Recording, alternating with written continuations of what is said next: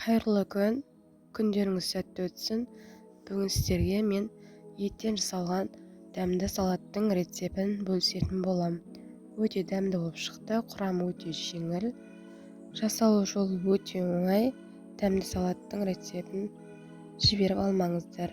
Және менің каналыма тіркелуді ұмытпаңыздар. Алдымен бір пиязымызды алып, түрпішілеп турап аламыз. Және майымызды табада қыздырып, үстіне жуамыз салып, әбден қызарғанша қуыратын боламыз. Жуамыз қуырылғаннан кейін үстіне шекерімізді, күнжутымызды, тұзымызды және қара бұрышымызды саламыз. Корейский соусымызды құямыз.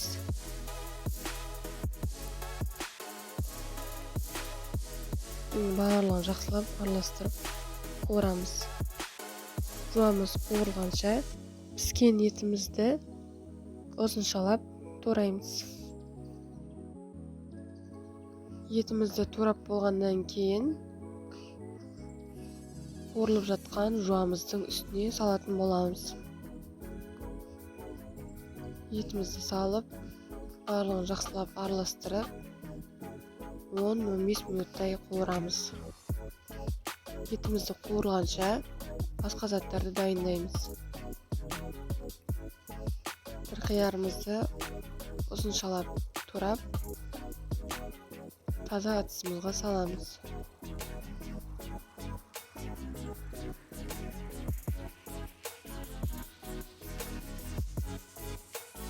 Қызанағымызды 4-ке бөлеміз және ортасын алып тастаймыз.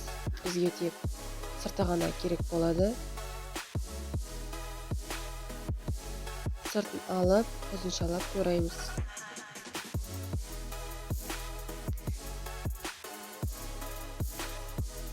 Қиярымыздың үстіне салып, енді жуамыз бен етімізді үстіне саламыз.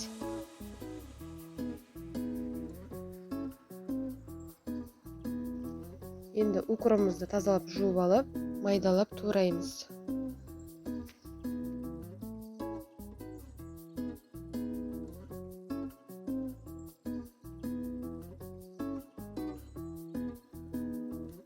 Екі чесногымызды езіп аламыз.